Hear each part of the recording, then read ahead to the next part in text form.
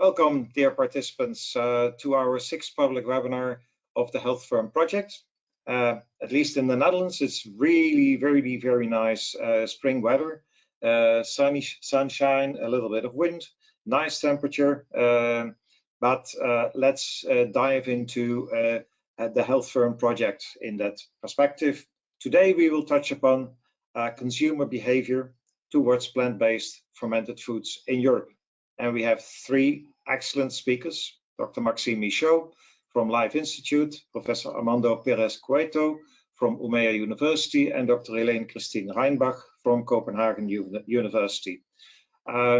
Unfortunately, Dr. Christophe Brijs is not available due to personal reasons. He should have given a very short introduction into the project as such. I will try to do that on a short notice. We have some household messages, and that is that we will have presentations that follow without interruption. So we have the 3 speakers online. After that, we will address the questions that you can address in the question box. Please see the menu questions. And if you have a question, please address the question to the presenter as such. At the end of the webinar, the collected questions will be addressed. And presenters, if there's a bunch of urgent questions, then they will mainly focus on the most urgent ones, and the questions that are not addressed, we will try to touch upon that in a written way on a short notice. With respect to the project, the HealthFerm project, it is about innovative pulse and cereal-based food fermentations for human health and sustainable diets. Professor Christophe Courtin is the coordinator of this large project, who is working at KU Leuven, and which is funded by the European Union and funded by the Swiss organization Sphera. We have 23 partners in 11 different countries, with a total budget of more than 13 million euros and a duration of 48 months. We, as a project, are now in the 3rd year of the project.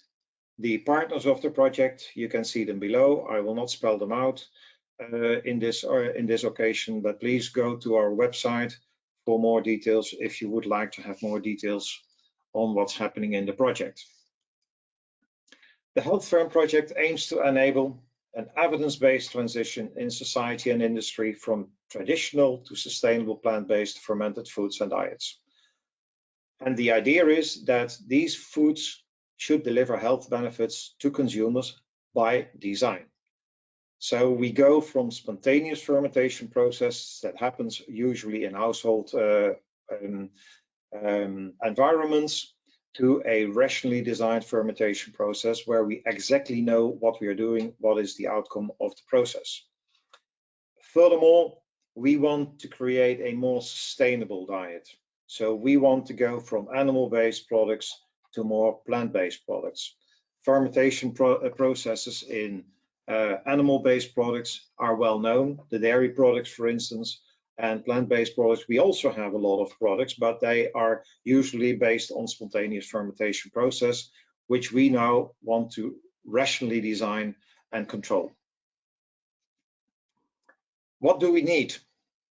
We need microbial resources. We need fermentation technology. We need to know what consequences that has for human health and microbiome. And of course, we also need to know what is the consumer behavior? How does the consumer behave towards fermented foods, and especially towards plant-based fermented foods? In the past, so that if you sketch the project, we have 4 different research aiming work packages. Work package 1 on microbial resources, work package 2 on fermentation technology, work package 3 on human health and microbiome, and work package 4 on consumer behavior. And some of the activities that touch upon the different work packages, like for instance omics technology, which was the last webinar that we touched upon, but also pilot scale production of products. So we first had webinars on the first 2 work packages. We had some webinars on health and microbiome. We had a webinar on the omics technologies, and today we will touch upon consumer behavior. Having said that, I want to give the floor to Dr. Maxime Michaud, who goes into the next part of the webinar. Please, can you change? Yes.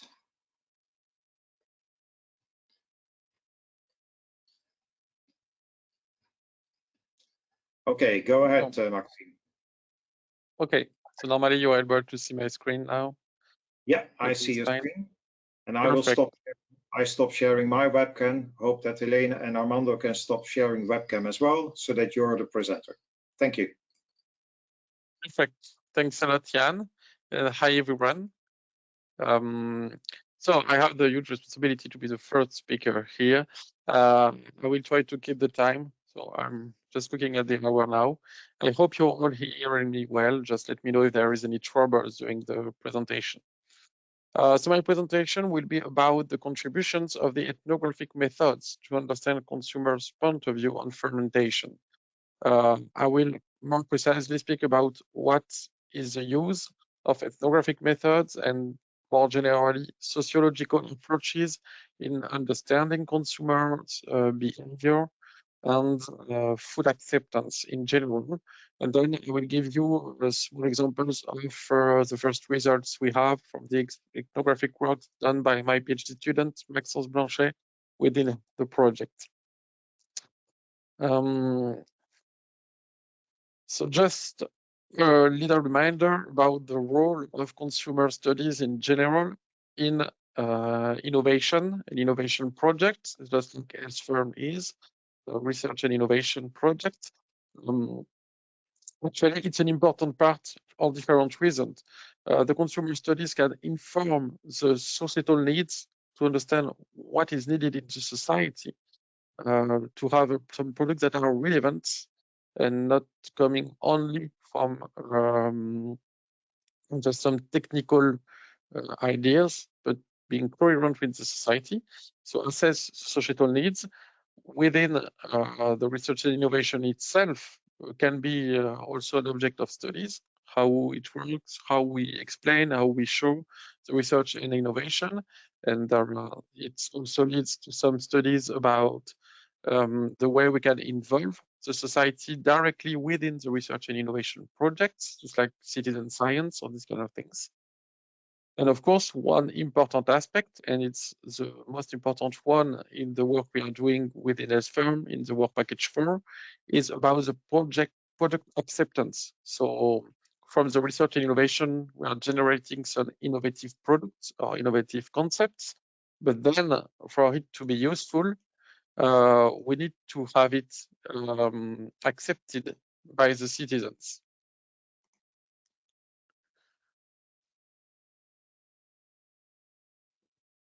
So more clearly about the work package 4 that we are presenting here, the role, as I said, is to assess in different social contexts the consumer acceptance of fermented foods and technology and their role in the transition toward a more sustainable, healthy diet.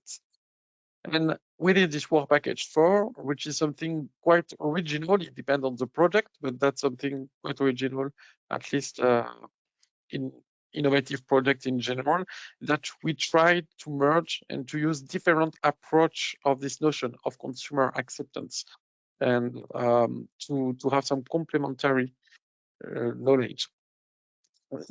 Within this consumer acceptance studies, there is one ethnographic study so that I'm conducting. I'm a social anthropologist and sociologist.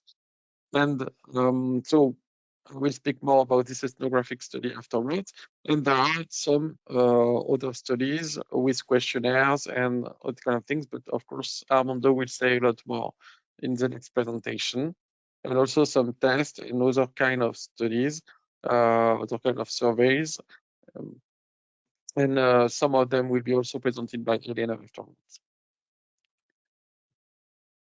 So I will just give a few elements about two different approaches. One that I call consumer behavior in general, which is what we see the most in general. So the consumer behavior approach that we often see in research projects and innovation projects often is used in discipline like economics, behavioral economics, or marketing, social marketing especially. The objective is to understand the tastes, the representations, and the attitudes of consumers to segment the population regarding one specific practice or one specific product, and to identify the key determinants of what we call willingness to try. To what extent, what kind of population, and in what context will the consumer be willing to try a new product, or new concept, or a new practice. The methods that are used are generally questionnaires in general population. So the aim is to take a general population, very large, consuming or not consuming the specific product at the moment where the study is done. But there's also some sensory lab tasting or living lab tests to go deeper in the characterization and understanding the appreciation of one specific product. And the type of results that we have from this are from models, for example, graphs. There are others. It can be also some graphical representations, like I say, like we see here. But there are also other types of graphs. Here is the most well-known one is the theory of planned behavior. There are a lot of adaptation of this model that has been developed in the 90s, I think. So you see here, we see to what extent the different aspects regarding the attitude and other type of inputs will influence the intention to have a certain behavior for a consumer, and then how this intention is transformed into an actual behavior regarding different type of inputs. So I'm not going deeper because I'm not a specialist of this kind of models, but that's often really often used and very useful to have an idea of the type of consumer that will be willing to try a specific product, and in which context we can what we can modify or change or adapt to make it more accepted in a general way. I'm stressing it to opposite to the sociological approach, oppose more to show the complementarity, to see what is a bit different with what we are doing with the social science, especially with the sociology and anthropology. Here, the objective is meant to understand the social-cultural dimensions in which practices are embedded. That's to say that when we are having a certain practice, generally, and in the case often for food, but for many different practices, some of them are not really calculated in the way we are behaving, but more are like routines that we are applying without really knowing why. And generally, that's linked to other type of social practices or social context or social constraints that we even don't have in mind. Just take the example of if you're going to a supermarket, if it's your usual supermarket, you will have one product or the other. Sometimes it's difficult to explain why you're taking this product and why you're not taking this one, because it's part of your routines, because you know that this product you won't be able to use because you have some other constraints at home, because your children, because you don't have the time to cook this, or there are many different things, but you don't have them in mind really when you're behaving. You're just applying the routines that you built and are adapted to your general practice. So that this kind of constraint, of specificity in the way we are behaving, that sociology try to understand in a deeper way. This can explain, for example, the trajectory of early adopters. So if we are interested in a product, for example, fermentation, doing fermentation, product or practice here, doing fermentation, we can go to the persons that are already fermenting, which are sometimes not a lot, which is the case for fermentation, but that can be also the case. I have some other studies, for example, on algae consumption in France, those kind of things. Even if it's a small number, the aim is to see in what context and how they arrive to consume this kind of product, how they, well, where they came from, and what make it possible in their specific context. And then from this, we can try to see how it can be possible for others too. So that's why we are more generally focusing on people already consuming a product or already having the practice that we are targeting in the study. And with this, we try to identify the levels of acceptance. And here, acceptance is not defined just as willingness to try. So, okay, I will be ready to try a product, but more as having the product consumed in a repeated manner. So really incorporating a special practice in everyday practice for a specific food. It's incorporating the regular diet, the everyday diet of the people, which is a bit different because often we see that in some studies there is a high willingness to try one product, but for different reasons in terms of toxicity or different things, even those who are okay to try it will not repeat afterwards the consumption. So the aim is to go deeper than just the willingness to try. And for this, we are using mostly qualitative studies. And it's not the general population that we are targeting, but more the specific population that is more linked to the type of practice or product that we are aiming to. And these qualitative studies can be on interviews, can be observation, or can be ethnography. Ethnography being here understood as more a combination with on observation and interviews, and the fact to do different types of approach. So not only interviewing the people, but also getting to know them a little bit well, getting to know the different relation of the people we are interviewing, of the participants. They are linked, and we can also go to different places where there are some interesting things to do. For example, Maxence is sometimes going to fermentation festivals in different places. So that's to try to understand not only one people at one point, but more the general context where the people we are interviewing are evolving on an everyday manner. It can also be, of course, the use of questionnaire can be also very useful, but it must be very specific and dedicated to part of the population. And within HealthFerm, it is interesting that for the second, so Armando will tell you a bit more about the questionnaire that has already been done, but in the second one, Maxence and I, based on the results he had at this point from the ethnography, we will try to implement some new questions in the questionnaire that are coming from the ethnography. So the two methods are working directly together and informing each other. Just one notion that is important in terms of theory is the notion of cultural appropriateness. I'm taking it from the excellent papers with the first author, Jonas House, and he did it with some colleagues about what is culturally appropriate food consumption. And I'm just putting it there because if you're interested in better understanding this kind of approach, that's a very good paper to go and read, to have some more elements about the fact that being culturally appropriate is something quite complex and that obliged to understand the food behaviors as a relational phenomenon embedded in a more general social material context. I'm not going deeper in this.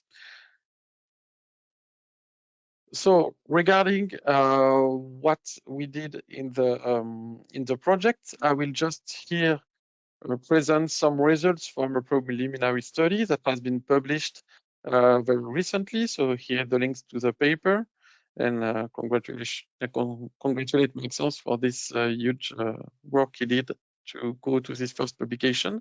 And there will be others because there are a lot of other data already collected and to be collected that will lead us to go deeper. But that is not published for the moment. I can base only to these ones for today's webinar. So this preliminary story was done with fermenters in Sweden. So fermenters, that's people who are fermenting food at home and consuming it, sometimes also sending it, but mostly for their own consumption. It's a small amount of 9 interviews, but it's generally long interviews lasting from 30 minutes to sometimes 2 hours. It can be a very the huge range of length. And it's often, these interviews have been done sometimes remotely, but sometimes on site in the home of the people. And some of them has been completed with a few observations or exchanged directly with the people in their homes. The research question behind the study was what are the sociological conditions of domestic fermenting food production and consumption in Sweden? It's a general question, but we use it a model that has been developed by Trove and Ponzart. I didn't put the reference in there, so I will put the reference at the end. About the sociological conditions that are divided in materials, competencies, and meanings. So what does it mean and what are the perceived benefits of fermenting at home? Regarding the competencies, how to acquire the know-how, what is also the role of the physical environment, so that's the notion of materials, and then on top of it, what are the life course or events that are leading to starting fermenting food at home. So just to go very quickly in the results, because time is going very fast. Regarding the meanings, generally what we saw in the interviews was that this production and consumption was a bit for taste, but that's deeper than only taste. This food produced, it's considered as having a soul, being richer and being good for health and for the environment in general. So that's a food which is very rich in terms of symbolic investment. And the notion of health was also very strong in many participants. So that's something we are trying to investigate a little bit more. So what does it mean to associate fermented food with health in general fermenters? Of course, in the more packaged food, they are going deeper and understanding on these links with a more rational manner. It's more the meanings people putting that we try to investigate. Regarding the competencies, the know-how are learned between through various introduction to fermentation, so that there was a huge diversity in the way people are learning one from the other, but also for one participant also can have different various way of learning how to ferment. Some learned it from their parents, but that was a really low number. I think that was only one participant in the panel. For the others, probably they learned it from friends who taught it, but of course, internet is also very well used, the social media, the videos. So that's an interesting way of understanding also how practice is spreaded in our contemporary society. And what was also important is the fact that experimentation was really strong. So all of them had some failure at the beginning, did a lot of failure tests, and then from these failures, they changed their way until they achieve having something good. So that's something, for example, we need to keep in mind is that, of course, that's not only here a question of consuming fermented food, but that fermenting. But we also know from other interviews and discussions that some people stopped, they tried to ferment, but then as they failed, they never went across to try to retry and to change the way to achieve finally. So that's one of the difficulty we have when we are facing fermentation. I'm a good example. For example, I tried to ferment, I failed, and I stopped. So I need to do it again and to learn. For example, from Maxence, he will help me because he's a good fermenter.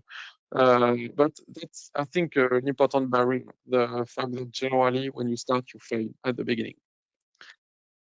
And regarding the material resources needed and linked to the fermentation practices, the gardening practice was often linked. So people like to ferment food they produce in their own garden, which implies, of course, having a certain space and having certain resources to have the space and the time to have their own garden. It helps preserving the food, but also giving taste. So that's not only to keep it longer, but also to have it in a different way. Of course, it takes time, and that was an important resource needed by the people. So that can also be a barrier in our very busy society, we could say, with fermenting food at home. And it was on another aspect, the affordability of homemade food was often mentioned. The participants said, when I want to buy some already fermented food in shops, it is the prices are really high, and I cannot afford this. And to finish, about the life courses and events leading to fermented, most the different aspect that we found was health issues. So people who encountered some health troubles and try to have a more healthy diets in general. So that's not only fermenting, but that's also eating more plant-based products. Sometimes it's also linked with doing more sports, or these kind of things. The birth of a child, it's something that we find also more general in the food studies and sociology of food. At the birth of a child is often a moment where people are changing the way they are eating. And that's the case from starting to ferment food and also moving to another place, especially linked to the fact to have more space, for example, for gardening, or just to store the products or to do the fermentation, having a lunch or this kind of things. To conclude, we need to keep in mind that all these various components of the practice, that they are the material aspect, the meaning aspect, the competencies, are interdependent. So one is linked with the other, and that's not only one or the other. So that's what we are trying to go deeper in also, to try to see how they are interacting with each other. And also linked with other exterior aspects and other kind of practices. As we say, for example, having a crop garden is related to different aspects of social life, and it will impact a lot the fact to ferment or not, because it requires special economic and cultural capital, because they need to be you need to have some skills about to do it, and also some relation to the environment and many different other aspects. So I will stop here because I've been already long enough. Thank you for everyone, and then I'm open to your question at the end of this presentation, or afterwards, as Jens said, we can have also some written answers. Thank you very much, Maxime, for the very nice introduction. And once again, participants, you are allowed to pose questions in the question box. Now, I will give the floor to Armando Perez Cueto from the Umea University, and he will dive deeper into consumers and plant-based fermented foods. Armando, floor is yours. Thank you very much. So thank you very much, everybody, for being in this seminar. I will move this other one as well. We are going to speak about consumers and plant-based fermented foods, and I will give. Can I ask you to? Yes, thank you very much. Yeah, the bottom line. Yeah. So again, my name is Armando Perez Cueto, and I will be delighted to share with you insights on consumers and plant-based fermented foods based on the data from our Pan-European Consumer Survey. And as Maxime said earlier, consumer surveys can be done also in a quantitative manner. And that's, so he shared qualitative research. I'm gonna share more quantitative research. But nothing of what I'm gonna say happened in a vacuum. So there was a team that was working around that, PhD students and colleagues from HealthFerm project. So what do we know about consumers and fermentation in 8 member states and Switzerland? So today I am gonna give you a little bit an overview of the results of the project, and as we agreed with Jan, most of the material comes from the report that has been published last year that is available online. Although we are gonna give a couple of slides at the end with a little bit more of in-depth analysis for the to have a taster of what we can do about that. So to start with, the Pan-European survey consisted of an online survey that started in December 2023 and went through February 2024.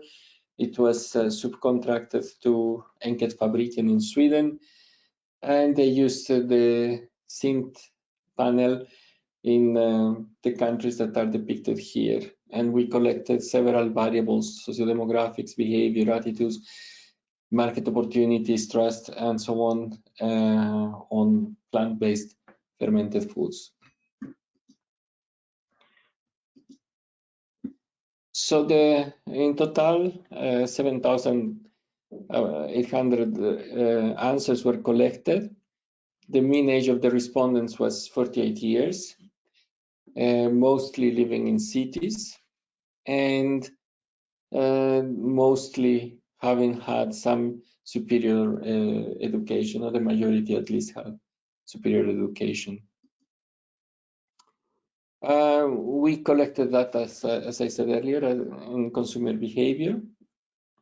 One of the things that we have seen is that how people identify according to the type of foods they consume. So proportionally, plant-rich, plant-forward, plant-based, or pro-vegetarian diets are mainly adopted by the younger age groups in population, those that are around between 18 and 34. And also the pattern between education and income is very similar, and suggests that eating plants for the moment in the European Union at least appears as a privilege for those with easier income or higher education. The study, furthermore, confirms that the European citizens are heavy dairy consumers.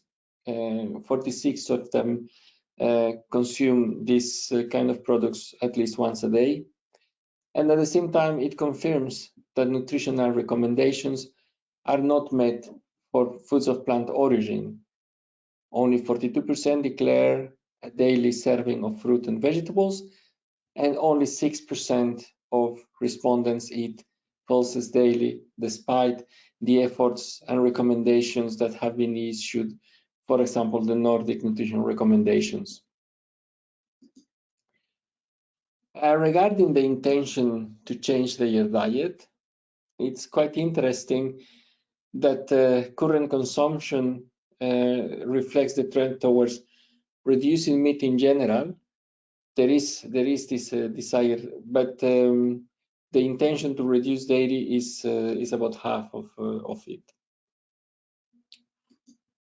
So when it comes to the fermentation, we found out that 20% of the respondents state that they do home fermentations, and the mostly produced homemade fermentations are vinegar and salt pickled vegetables, followed by white and sourdough bread, and finally kombucha. And of course, we will hear more about this from Dr. Reinbach that will present after me. When it comes to attitudes, and as Maxime, Dr. Michaud showed earlier, there is the theory of plant behavior informed the design of our questionnaires, and it is important to understand how attitudes would determine intentions towards consumption and the general perceptions towards this category. So the most important food choice motive among the respondents remains the pleasurable sensory experience. So provides me with pleasurable sensations.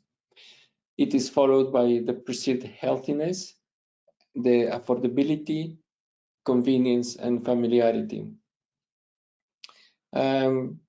Altruist and environmental motives, although important, are less prominent in this sample of respondents. While 56% of the respondents declared that it was important for plant-based fermented foods to have a short ingredient list, only 26, almost 27% declared consuming more fermented foods than a year ago. An aggregated 35% of the respondents declare at least somewhat agreeing that plant-based foods are nutritionally sufficient. Trust is also a very important determinant of adoption of innovation, and we evaluated the score of trust towards plant-based fermented foods and the fermentation technologies in the countries surveyed. And you can see that the levels vary according to the countries. The trust is relatively high, but it has a kind of a concentric gradient. The higher trust is found in Finland, followed by Italy and Romania, and then the lowest is in the center in Germany. Italy and Romania probably reflect the traditional uses of fermentation. When it comes to the willingness to try fermented foods by the technologies that are applied, biomass fermentation, precision fermentation, or traditional fermentation, we can see that Romania was the one that had the highest score, and Denmark the lowest regarding the willingness to try products obtained through fermentation. In all countries, traditional fermentation scores highest, whereas biomass and precision fermentation perform similarly, a little bit lower, but at the same level. And there was a relative higher trust in precision fermentation than in biomass fermentation in Sweden, Romania, Italy, France, and Finland. When we go to the market opportunities, it refers to how the sector can develop. It is how consumers are open, or what is the space that consumers will have to the category. So at an aggregated level, we can say that the products with higher market penetration and that are mostly consumed are sourdough bread, salt pickled and vinegar pickled vegetables, and soy sauce. It means that there is a there's a space in the market for new types of products, like those that are traditional in other cultures that are not here in Europe. For example, tempeh, miso, kombucha, and kimchi that could be developed, but also that also means that other alternative fermentations from other sources could be accepted as well. When it comes to the intentions towards plant-based fermented foods, the attitudes, people they see that one-fourth are curious about incorporating them into their daily diet. The same proportion is willing and planning to seek out new types of plant-based fermented foods, and one-third of them are committed to regularly consuming. And some, like 40% plan and don't plan to seek these new types of plant-based fermented foods. So it seems like respondents are willing to pay the same price as the replaced products, and this adds pressure to the industry side. It is known that the industry needs to produce foods that are environmentally sustainable, and at the same time those foods need to be competitive in price. So there is a big role for the sector to play.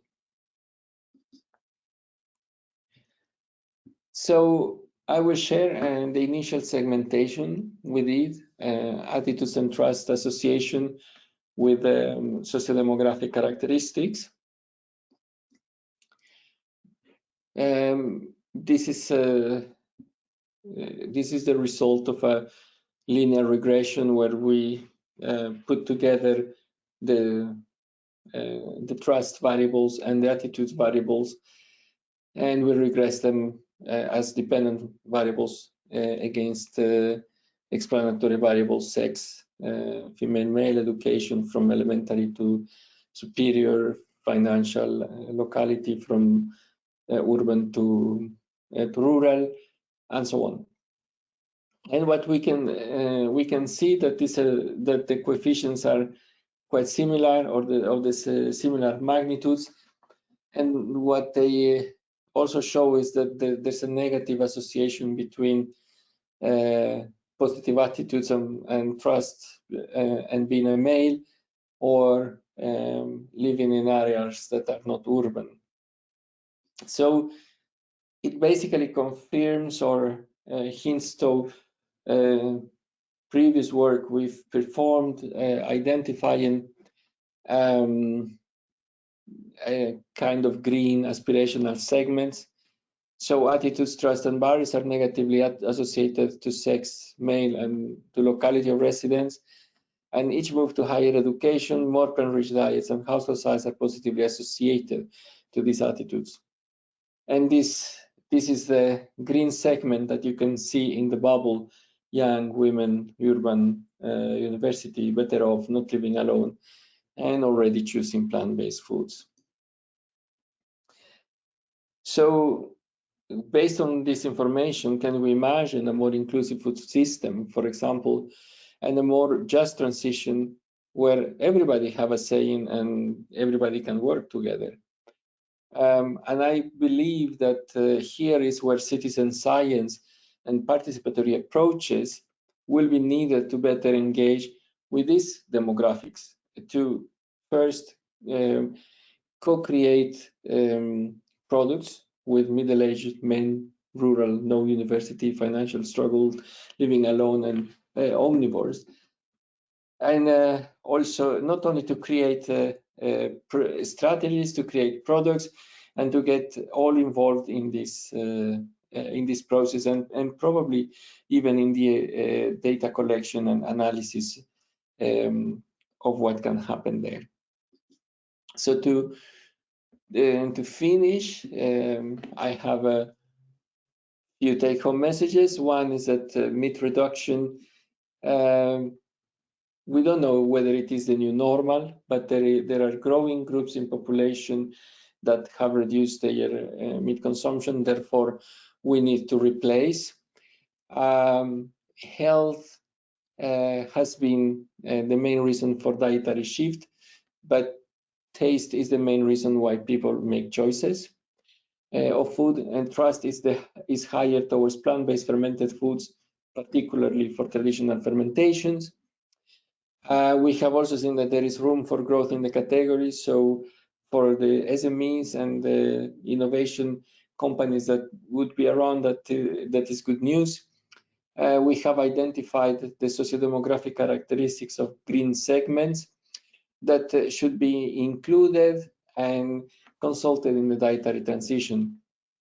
And we have also seen that 20% of the respondents ferment, and generally people are quite positive to plant-based fermented foods.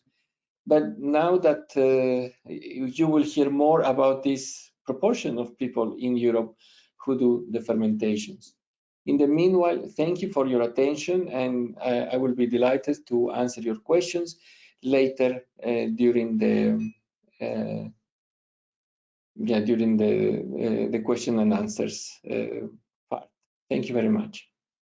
Thank you very much, Armando, for the very nice introduction on the role of the consumers and plant-based fermented foods. And let's continue, Elena, with your profiling of European home fermenters. I'm very interested how these look like. The floor is yours.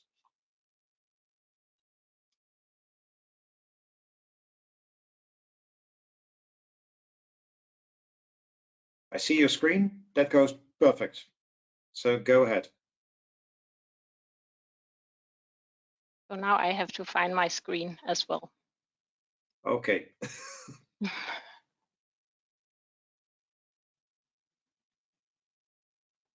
So, yes. So thank you so much. My name is Helene Reinbach, and I'm from University of Copenhagen, Department of Food Science. And I'll talk about profiling European fermenters, giving you some of the insights from the HealthFerm project. So the presentation today is based both on data from the Pan-EU survey that Armando just introduced you to, and to the Citizen Science project.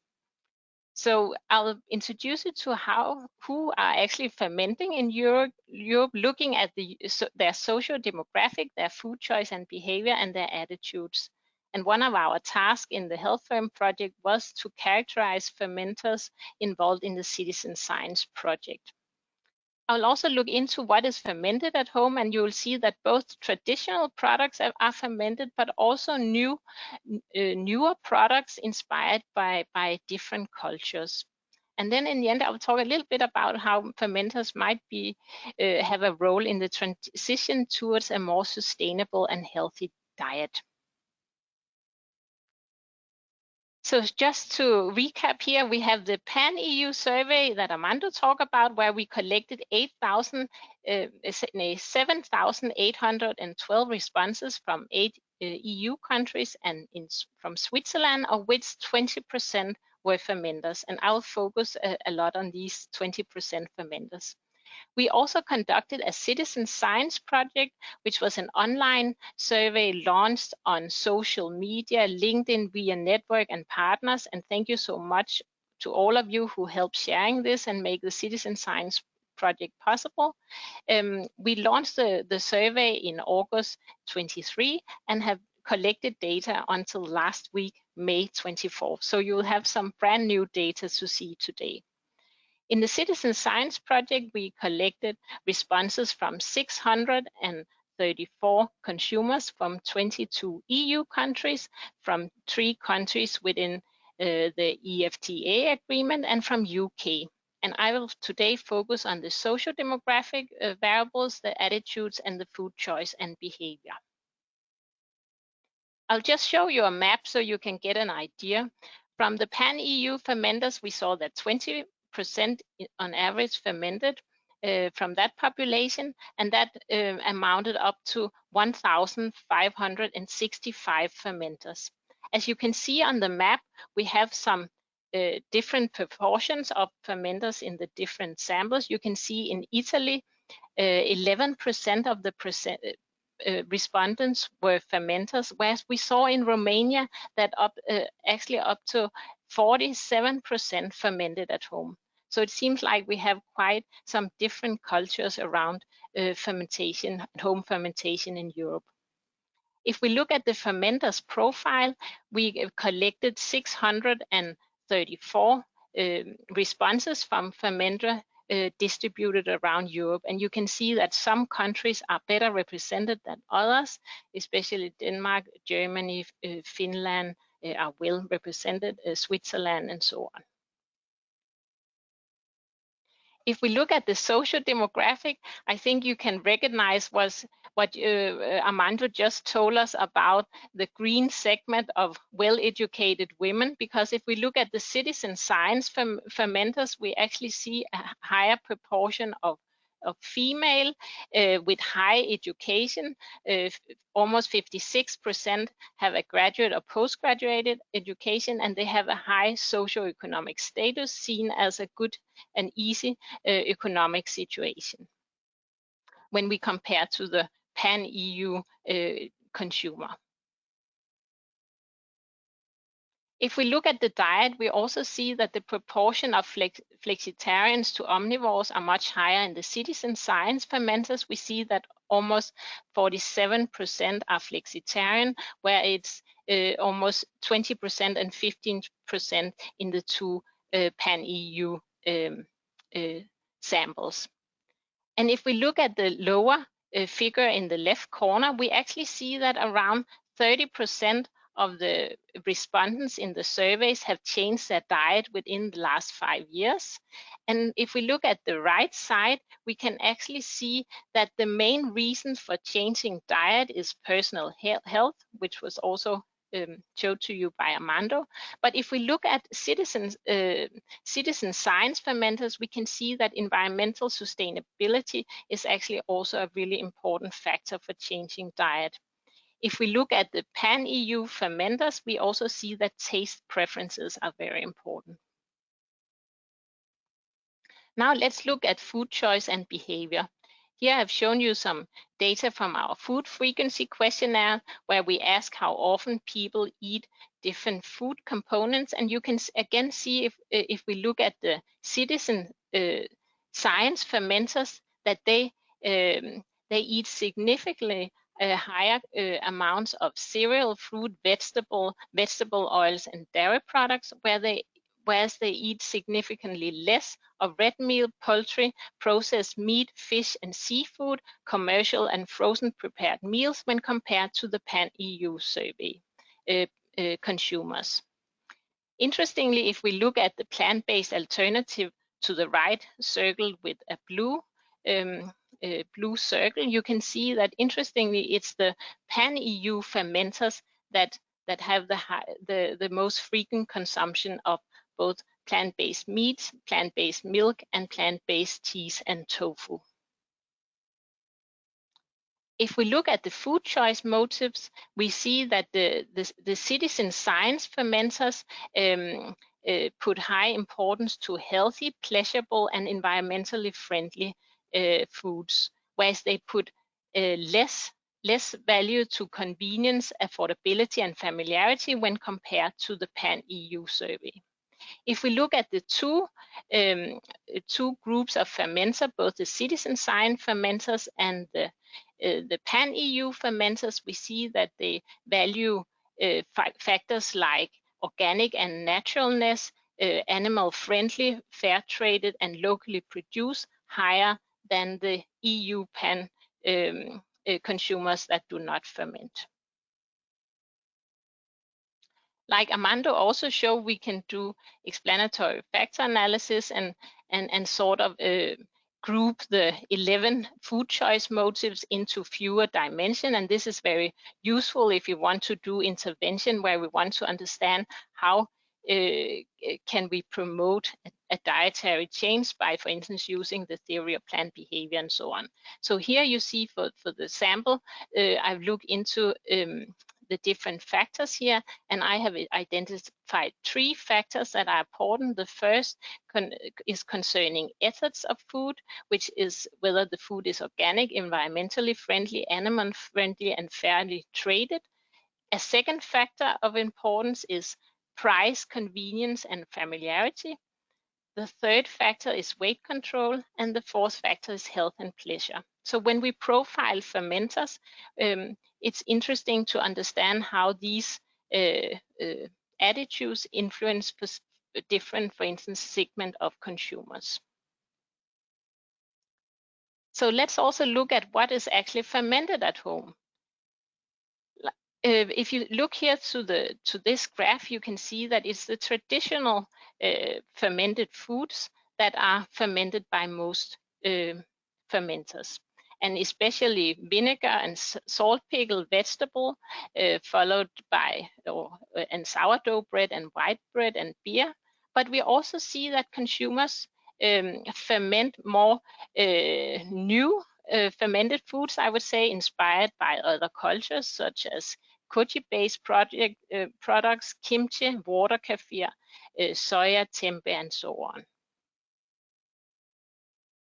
We also asked consumer if they had something additional that they fermented, and here you can see two words clouds of the qualitative data we got, and you can see that the most frequently words are kefir or milk kefir, yogurt, wine, cheese, also fermented fruits. So there's a lot of variety within what people ferment. So to sum up, what have we learned about what are the characteristics of fermenter? We have seen that it's the green segment, as Armando talked about. It's well-educated people that are likely to be flexitarians, higher proportion of females with no children, and a good high socioeconomic status. We also saw that health and environmentally sustainability was the main reason for a dietary shift. And we also saw that the fermenters had higher consumption of cereal, fruit, and vegetable, and lower consumption of meat and plant-based alternatives. We saw that they fermented both traditional products, but also fermented foods with inspiration from Asian cultures. Let me see, I lost screen here. Can you still see my screen? So, yes, I can still see your screen. Good. I just want to, I cannot see my slide based on the corner here. I'm just trying. Sure. Yes. So if we look at the food choice motives, I think I forgot to say that, then we also saw that taste, health and sustainability were the most important for the food choices. So I'm sorry, I have problems with the slides. Can you see the full screen now? I'm not able to see full screen, but we see the last slide, I think. Okay, that's good. Now I think we're back on track. Yes. Yeah. So based on these findings, it looks like the fermenters we reached were good role models for a green transition, but the question is whether they would accept commercial plant-based fermented foods, since they are valuing also naturalness and so on. So the next step we'll do here in this study is to investigate consumer acceptance of fermented foods, and then of course we also hope to use this profiling to understand how can we actually promote fermented foods. And this was all what I have for now, and I hope we can present our studies on consumer acceptance later on in the project. Thank you very much, Helene, for the nice output that has been provided by your study. I think that we have been given a very nice overview of the European consumer with respect to its attitudes to plant-based fermented foods. I would like to ask all the other speakers also to come to the screen again with the webcam. Maxime, can you put your camera on? Yeah, thank you very much. It is remarkable to see that it was a very, very clear webinar. There are not that many questions. However, I do have several questions, because what I can recall from my past in the food industry is that although health is always a component of choice for the consumer, it's always the price and convenience and that kind of things that are heading health. Health is somewhere on the fifth or sixth place if it comes to the interest of the consumer. How does that fit with your data that you have gathered in these surveys? Maybe Maxime, can you provide your thoughts about that? Yeah, thank you, Jan. So first, the thing is that we are dealing here with a very specific, I wanted to say product, but that's more a practice within what is fermenting food. So that's not something generally you buy, that's something you're doing. So that's why maybe the question of price was quite low, not really present. And it's not so common also to buy some fermented food in shops. Actually, if you know that it is fermented, because you are generally buying fermented food each time you're going to do some at the grocery stores, but you don't know that it's fermenting, it's just like chocolate or beer or many different things. Yeah, so that's maybe why this specific object is very not like the other objects, question of fermenting food. And also the notion of health is very complicated in itself. It can mean very different things. So in the participants in the ethnography and the interviews Maxence has done, we had some participants saying it's for my health, but without any specific disease, feeling better in general or preventing future potential disease, then that was very linked to being protected for the environment also in general. So it was also health in terms of social health, so feeling better with the others. It's not very complicated. And some others really had some troubles, digestive troubles, very specific problems they wanted to try to heal with the fermented food. So health in itself is a very complex notion.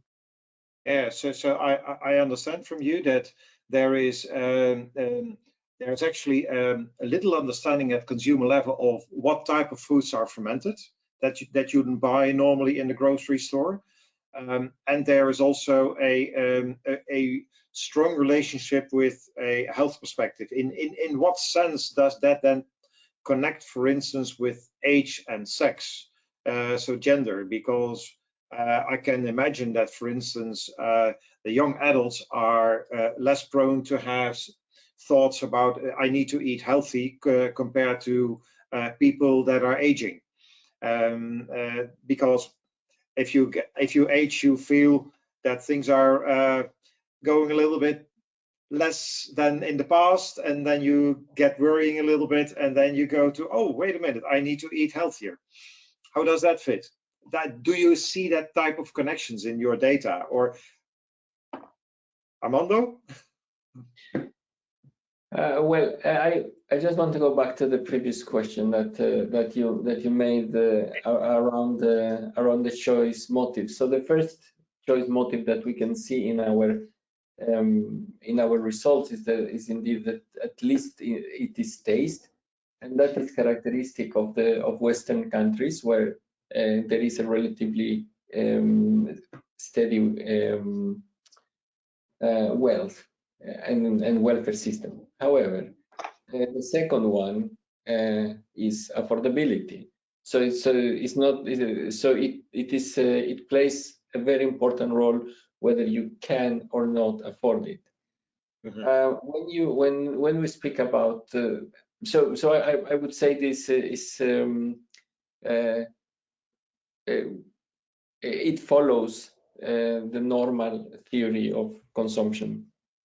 The other aspect that you are asking is about this gender and age differences.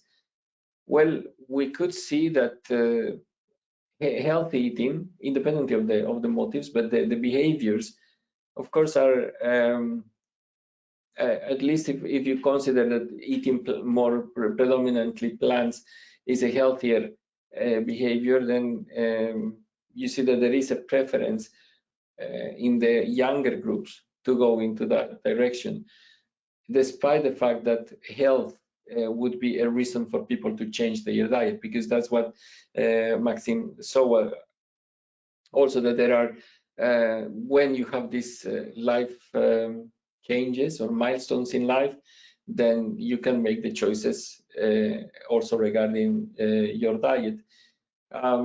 But we haven't seen that, or you cannot find that in the consumer data sets that older people are eating healthier, for example, that you cannot see if you see the market.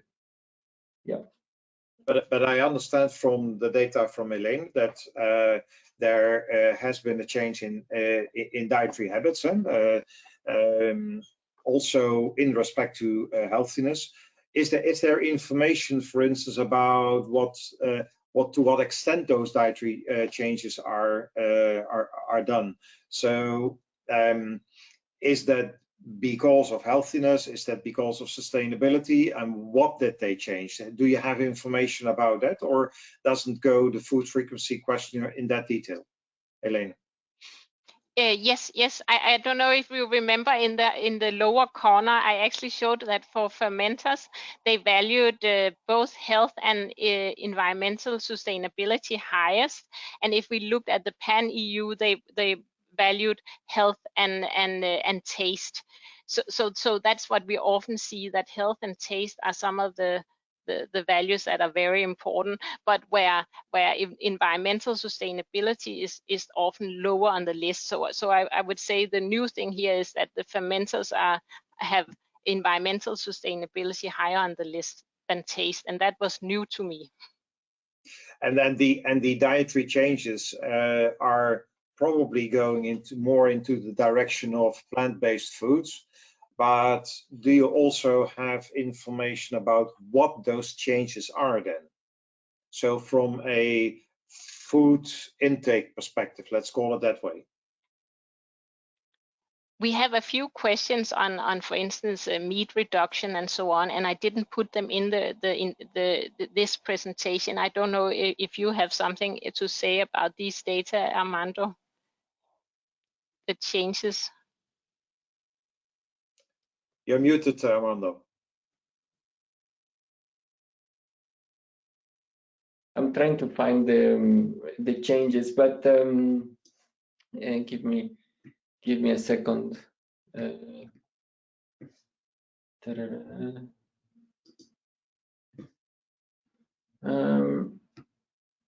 So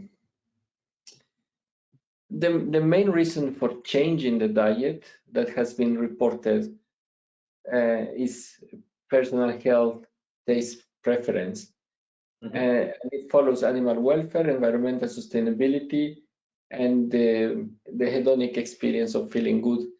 All others, social responsibility, affordability, convenience, and so on, cultural norms, are really not as relevant, I would say. They don't have the same weight. Okay. If that is yeah, and that is in the big survey. Yeah. And at the end, last question with respect to acceptance and market chances that can be produced with plant-based fermented foods. Where is the most critical partner in the supply chain? Is that the producer of the foods, or is that the food service? Is that the retailer? Is that the consumer? Who's at stake? It's not discussed, but it's just a general question, because I think it's one of the most important questions that we need to address, how to get those fermented foods to the market. So I think we have shown that that the ones that determine the prices are responsible of this. So it's a big role to play by the industry. So there are some respondents who are willing to pay the same price as the products that are being replaced. They don't want more expensive products. They want a competitive price. So I think that is at the level of those who are producing the foods. And then it is a systemic aspect. So you need to produce the grains and the cereals in order to put them into the products, the pulses and so on, to put them into the products, process them and so on in a way that it is affordable for the consumer. Mm-hmm. And is it the producer or is it the seller of the products? But please go ahead, Elena. You wanted to say something. Yeah. I was thinking because it's important, of course, we see the products in the retail when we go shopping, because then we get inspiration. But I think also the food service has a very important role here to sort of normalize these a bit novel food. So if we try it at our worksite canteen or university canteen and so on, it's not so new or frightening if we are exposed to it, so it becomes a part of the norm. So I really think we need to get help from the food service and the retail to make it available. Mm-hmm. Okay, thank and you. if I may add, Jan, Armando used the word systemic, and that's as we said, trying a new product, incorporating a new product, or changing your diet in general is linked to many different things, and really having eating more plant-based fermented food, for example, will be linked to a more general consciousness about what you eat, about the easiness to do it, about many different things. So there's also an important role of the public policies and public institutions in the way they are taking into account food and eating in the general society. Thank you very much for this addition. I fully agree with you. I support that part in the whole approach. Once again, Maxime, Armando, Elena, for your contribution, for this very nice overview of what has been done in Work Package 4 of the HealthFerm project. I once again want to thank also the participants that participated in the webinar. The webinar is recorded and can be reviewed again, and the link will be sent to all the registries of the webinar. Thank you very much and goodbye. Thank you very much. Goodbye. Bye. Thank you.